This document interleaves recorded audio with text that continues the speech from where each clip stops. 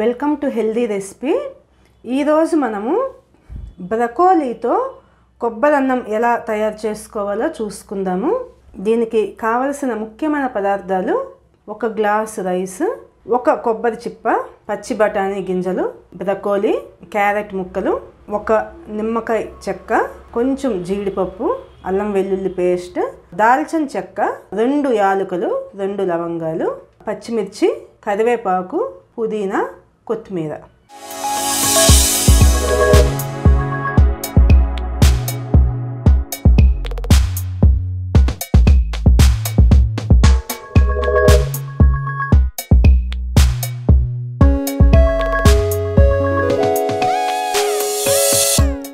తయారు చేసుకునే విధానం మనము చూసుకుందాము.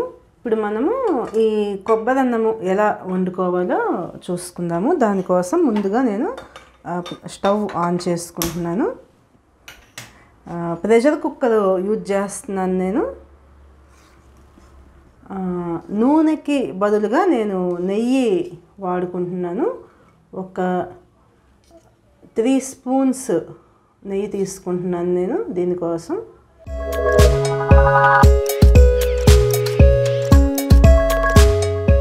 పల్చగా కట్ చేసి ఉంచుకున్న పచ్చి కొబ్బరిని నేను మిక్సీలో వేసుకుంటాను.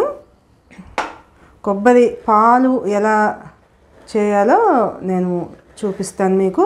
ఈ ప్రాసెస్ మనకి ఈ నేతిలో ఈ తిరగమాత వేసుకుని మిగతా కూరగాయ ముక్కలు అన్నీ ఉడికే టైంలో మనము కొబ్బరి పాలు తీసి వేసుకోవచ్చు.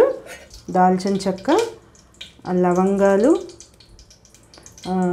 ఇలా కొంచెం బ్రేక్ చేసి ఉంచుకున్న యాలకులు.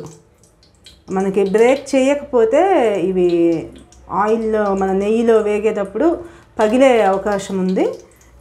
కాబట్టి అలా కొంచెం బ్రేక్ చేసుకోవాలి. 10 మిరియాలు వేసుకుంటున్నాను. కొంచెం 10 జీడిపప్పు కూడా వేసుకుంటున్నాను. కొంచెం జీలకర్ర,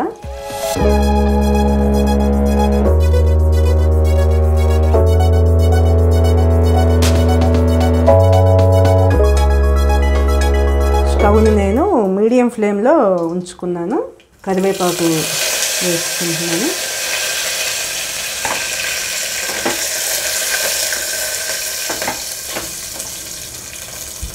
ఇప్పుడు పచ్చిమిర్చి,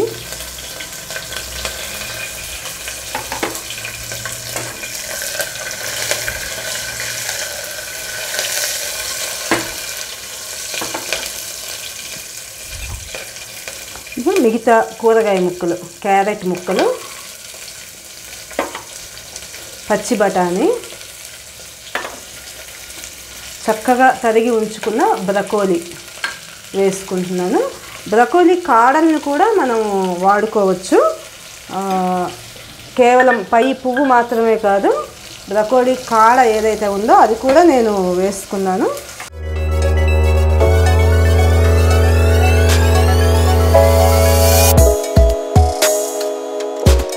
మనం ఉప్పు వేసుకుని ముక్కల్ని ఉడికించుకుంటే నీరు అనేది చక్కగా బయటకు వస్తుంది.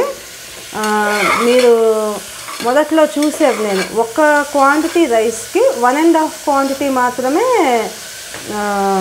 కొబ్బరి పాలు వాడుకుంటున్నాము. ఈ ముక్కలన్నీ వేసుకున్న తర్వాత స్టవ్ని మనం సిమ్లో ఉంచుకొని ఇలా కవర్ చేసుకుంటే వాటర్ అనేది చక్కగా బయటకు వస్తుంది ముక్కల నుంచి. నేను బియ్యం కూడా చూడండి చక్కగా కడిగి నీరంతా ఉంచుకుని 10 నిమిషాల పాటు పక్కకి ఉంచుకున్నాను. ఇప్పుడు నేను కొబ్బరి పాలు తీసుకుంటున్నాను. మనకు ఆ కూరగాయ ముక్కలు చక్కగా ఉడికే టైంలో మనము ఈ కొబ్బరి పాలు తీసుకోవచ్చు. చూడండి, ఇలా మిక్సీ వేసుకున్న కొబ్బరిని నేను ఫిల్టర్ చేసుకుంటున్నాను.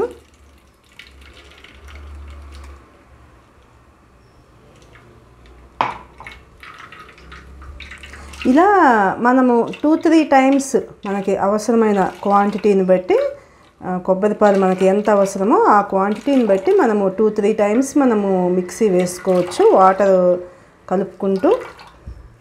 అప్పుడు కొబ్బరిలో ఉన్న మొత్తం పాలంతా కూడా మనకు తీసిన వాళ్ళం అవుతాము.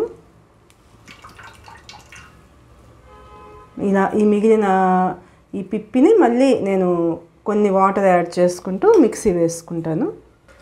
ఇలా నేను రెండోసారి కూడా కొబ్బరి పాలని ఫిల్టర్ చేసుకుంటున్నాను.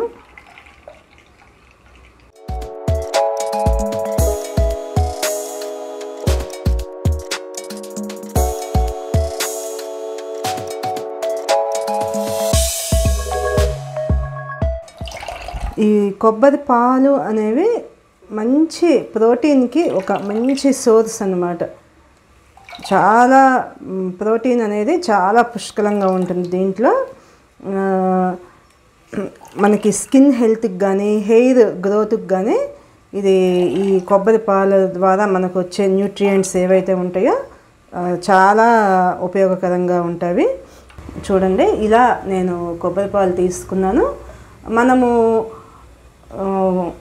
ఈ ఉడికిన కూరగాయ ముక్కల్లో ఇవి యాడ్ చేసుకునేటప్పుడు నేను మెజర్ చేసి చూపిస్తాను మీకు.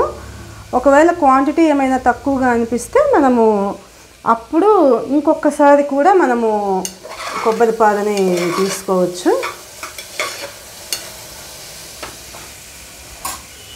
ఇప్పుడు నేను ఒక 1/2 స్పూన్ అల్లము వెల్లుల్లి పేస్ట్ యాడ్ చేసుకుంటున్నాను. ఒక 1/2 స్పూన్ మాత్రమే.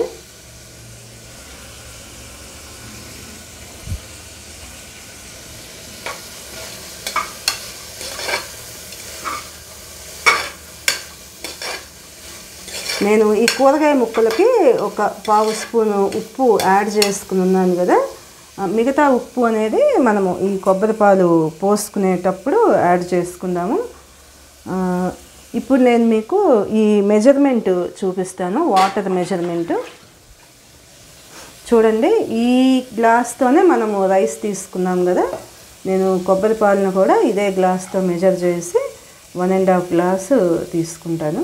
నాకు కొంచెం ఇంకొక హాఫ్ గ్లాస్కి కొంత తక్కువగా ఉన్నాయి. నేను ఇంకొకసారి వాటర్ వేసుకుని కొబ్బరి పాలని తీసుకుంటున్నాను. కొబ్బరి పాలను మాత్రం తప్పకుండా ఫిల్టర్ చేయండి.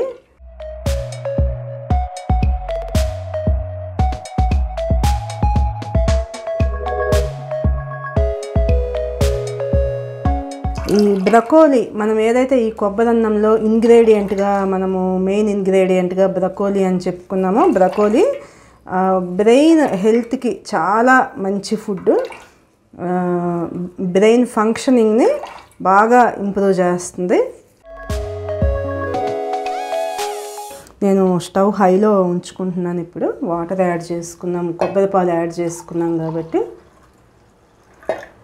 చూడండి, నేను 1.5 గ్లాసు కొబ్బరి పాలు యాడ్ చేసుకున్నాను. ఉప్పు ఇందాక కూరగాయ ముక్కలకి ఉడకటానికి సరిపడానే వేసుకున్నాం కదా. మిగతా ఉప్పుని నేను రుచికి సరిపడా ఒక టీ స్పూన్తో 1/2 స్పూన్ చాలు. పుదీనా, కొత్తిమీర రెండు కూడా వేసుకుంటున్నాను. మీకు కొబ్బరి పాలు వైట్ కలర్లోనే కావాలి అనుకుంటే మీరు పసుపు యాడ్ చేసుకోవాల్సిన అవసరం లేదు. ఈ కొబ్బరి పాలు అనేవి కొంచెం వేడెక్కిన తర్వాత మనము ఈ రైస్ వేసేసుకోవచ్చు.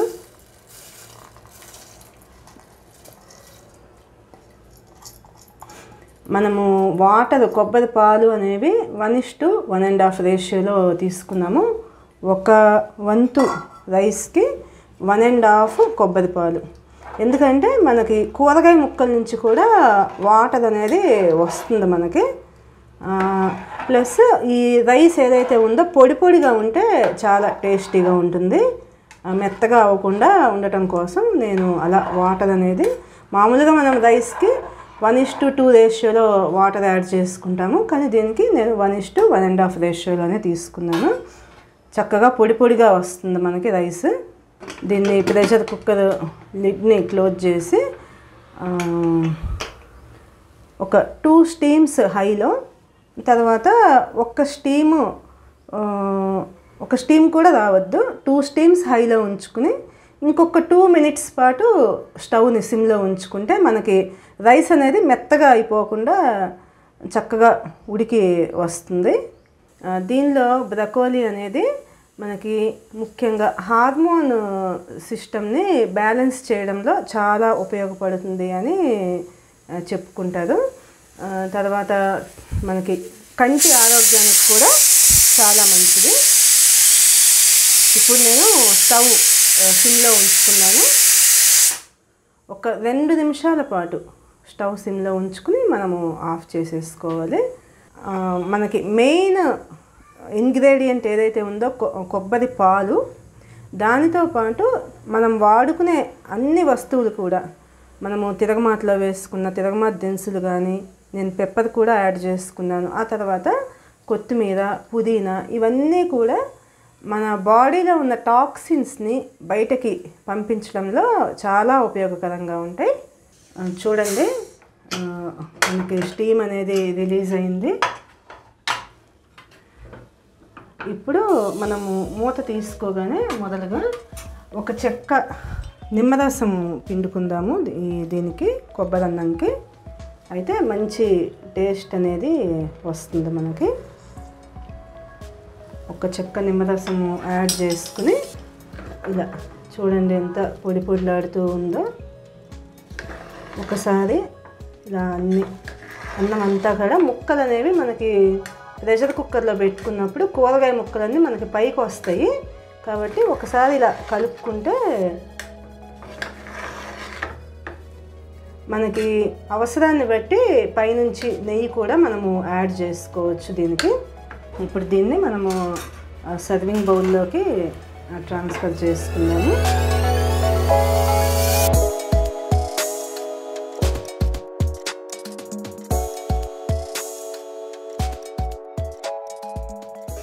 ఈ రైస్ని మనము రైతాతో తింటే చాలా బాగుంటుంది. రైతా లేకుండా కూడా మనము దీన్ని తీసుకోవచ్చు. Thank you for watching.